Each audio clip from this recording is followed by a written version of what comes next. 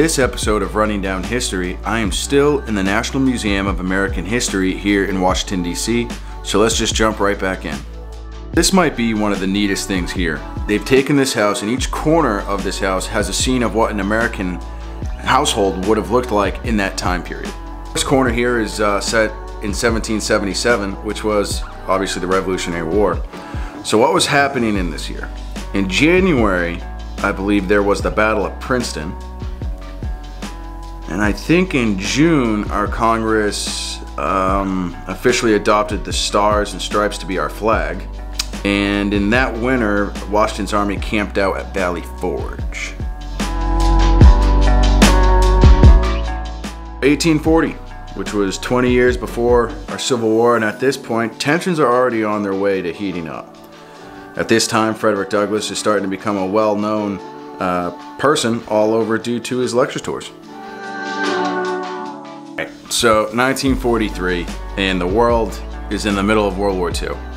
And for people who aren't as familiar with World War II, that's a year before D-Day. But the cool thing here is that this exhibit focuses on a woman named Mary Scott. Now Mary Scott, along with countless people during the war, had a victory garden, which was to save the nation's farm products for the military. Grow your own food and to can it. For many people, having a garden wasn't something new, considering right before World War II was the Great Depression. So they're canning their own food, working at munitions factories, and 2 have joined the military to serve. Everyone is doing their part.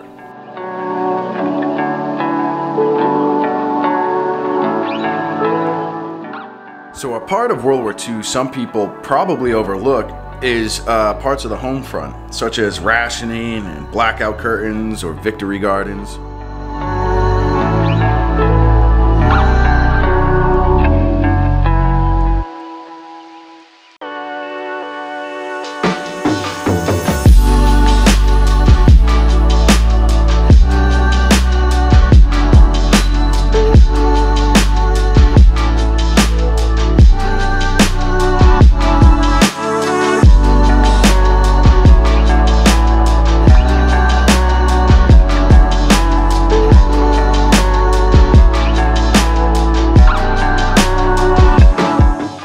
This is Roy Scott, who enlisted in the Navy in '42, where he eventually saw action at Okinawa and Iwo Jima. He survived the war and came back home to Massachusetts. On a side note, it says here that the entire starting lineup of the 1933 Ipswich basketball team was all in the service by 1942. Just a different time.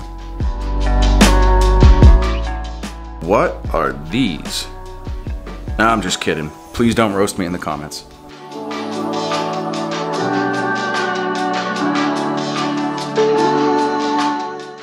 Okay, seeing this in here makes me feel old.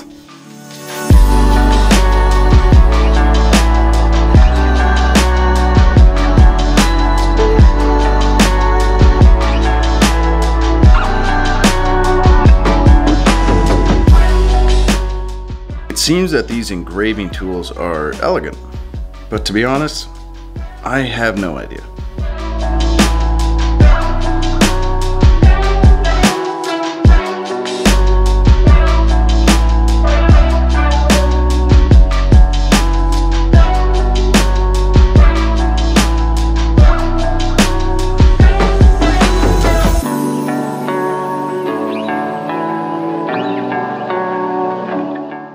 Okay, so don't roast me in the comments if anyone actually watches this episode, but I have never seen The Wizard of Oz. I vaguely understand the premise of the movie. The one thing I do know is that Toto is the flea bag.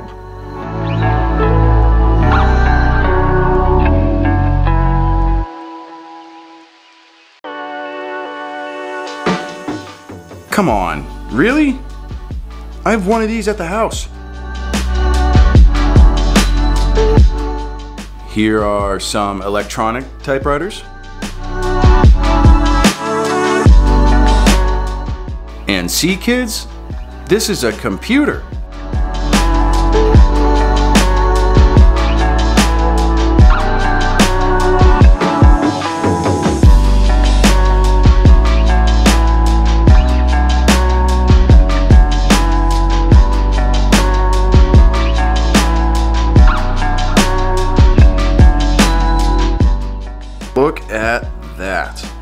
Oysters in a paint can. Well, basically. Who wouldn't eat those? Okay, so this talks about how New York City was once a major industrial port for imports and exports and has since declined since the 60s. And the rest of this exhibit is to show what engine room would have looked like on one of those massive container ships. Neat. And here is the introduction of the railroad and the train. By 1893, there were 5 transcontinental rail lines, and this here depicts a train from the late 1800s.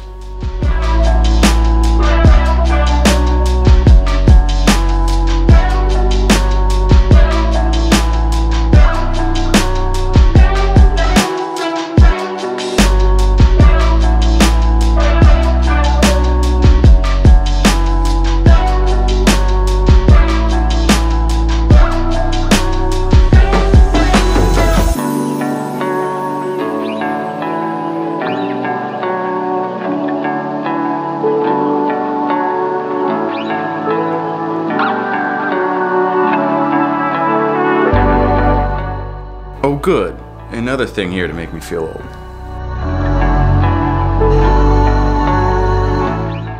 I think that's the 3rd entire train here on this one floor. Ridiculous.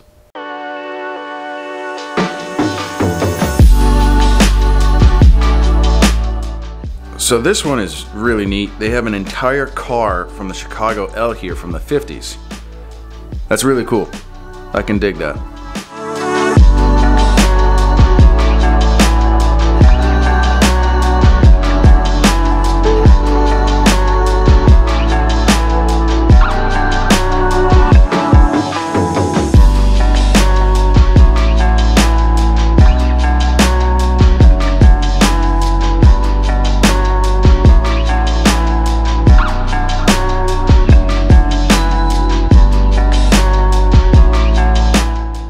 Right, cars in the city, and daily commutes haven't been the same since.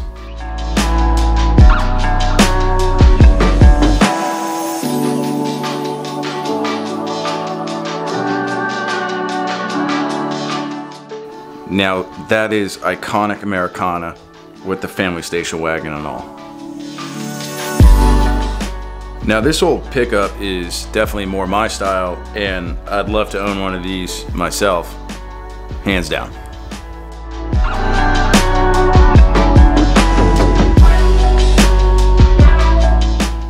Classic Buick.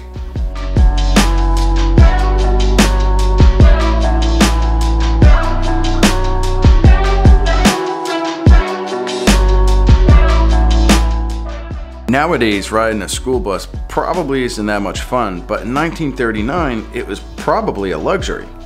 Your kids now had a way to get to school and to get an education, and an education back then wasn't all that common.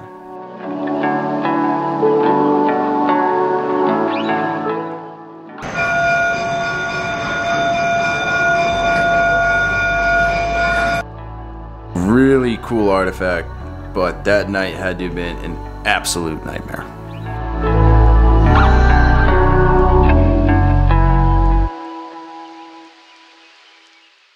So in World War II, you had the Army Air Corps, the Navy, the Marines, and the Coast Guard.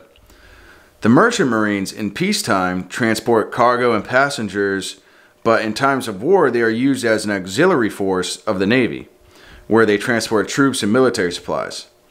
To this day, Merchant Marines still don't receive the credit or publicity that they deserve. The crossing of the Atlantic during World War II was perilous for these men, with limited defensive weaponry on board their vessels and German U-boat wolf packs hunting them constantly. By war's end, 290,000 men had served in the Merchant Marines. That's a nice piece of World War II history that really isn't showcased very many places. So American history is just so expansive, and I'll be honest, I never thought that I would see the history of currency here. So I'm going to learn quite a few things here.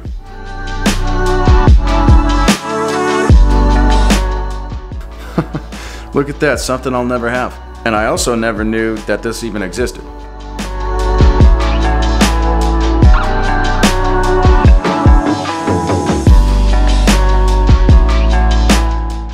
Another thing that I didn't even know was a thing.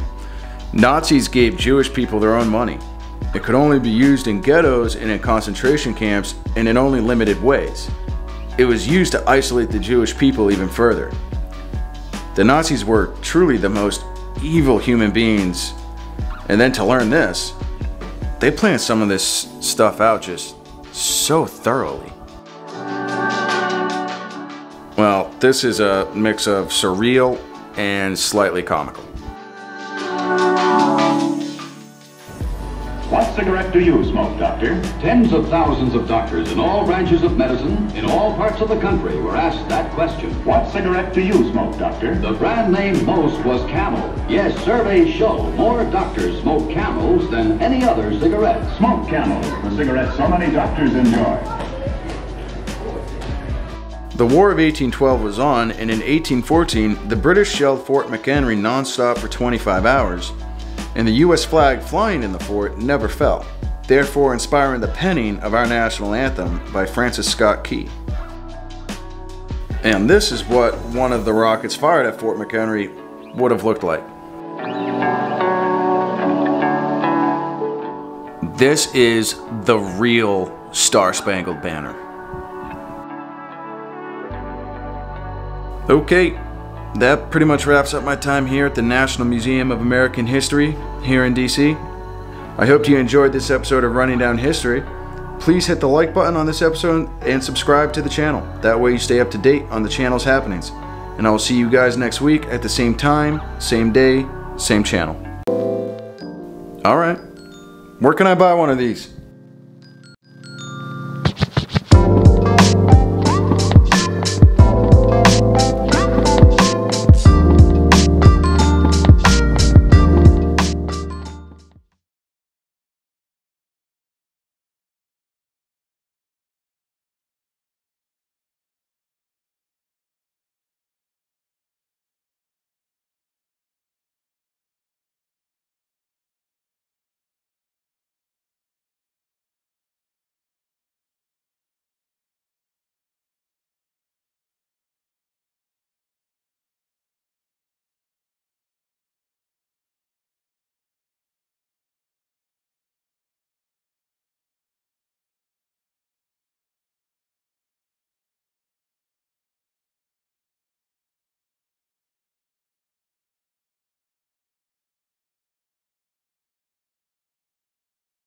Alright, where can I buy one of these?